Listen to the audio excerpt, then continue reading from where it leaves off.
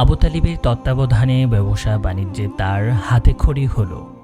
চাচার সঙ্গী রূপে বিভিন্ন বাণিজ্যে সফরেও যাওয়া আসা হতে লাগলো। 25 বছর পর্যন্ত তিনি কম বেশি তেজারত করেছেন এবং অত্যন্ত সফলভাবেই করেছেন। এমনকি সর্বত্র তার অতুলনীয় সততা, বিশ্বস্ততা ও যোগ্যতার এমন সুখ্যাতি হল যে সে যুগের অন্ধকার আরবের অন্ধকার লোকেরাও তাকে আন্তরিক শ্রদ্ধা জানালো আল আমিন বলে। সকলের ধারণা ব্যবসা ও সততা হল দুই বিপরীত মেরুর বিষয়। আগুন পানি একত্র করা কঠিন, সততা রক্ষা করে ব্যবসা করা আরও কঠিন। কেননা ব্যবসা হলো এক অগ্নিকুণ্ড, মুনাফার চাহিদা যার আগুন এবং লোভ লালসা যার ইন্ধন। সুতরাং সে ইন্ধনে সততা ও সত্যবাদিতা ভস্য হলে তবেই না ব্যবসার অগ্নিকুণ্ড তেজিয়ান হতে পারে।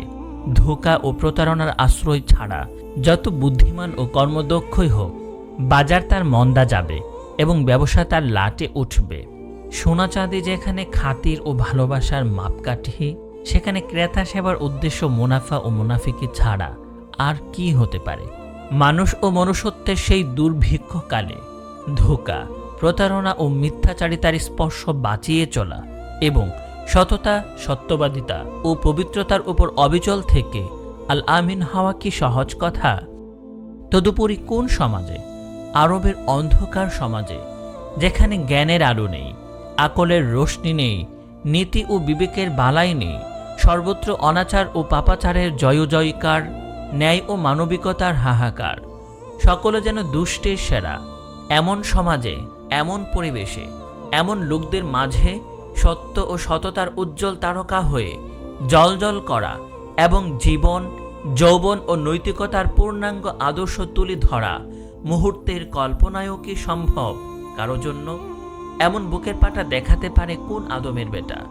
সর্বোপরি কোন বয়সে? 25-এর টকবগে যৌবনে, বিচ্যুতি ও পদস্খলনের সবচেয়ে খতরনাক সময়কালে, উচ্চাভিলাষ ও উন্মাদনা যখন মানুষকে এমনই লাগামহীন ও বেপরোয়া করে তুলে যে ভালো মন্দ, ন্যায় অন্যায় ও কল্যাণ অকল্যাণ ভেবে দেখারও অবকাশ থাকে না, সবকিছু ভেসে যায় পাশবিকতার প্রবল তোড়ে।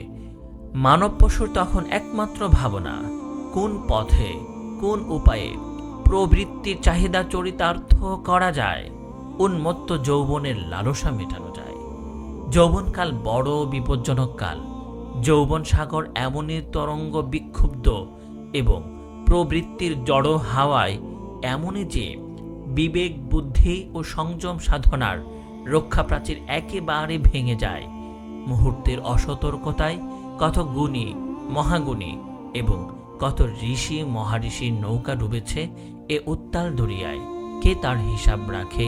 সুতরাং বয়সের এই নাজুকতম সময়কালে কথায় ও কাজে এবং জীবনের প্রতিটি আচরণে ও উচ্চারণে সততা ও পবিত্রতার এমন সমুজ্জ্বল দৃষ্টান্ত স্থাপন করা নিঃসন্দেহে মানব সাধ্যের অতীত, এমনকি মানব কল্পনারও অতীত।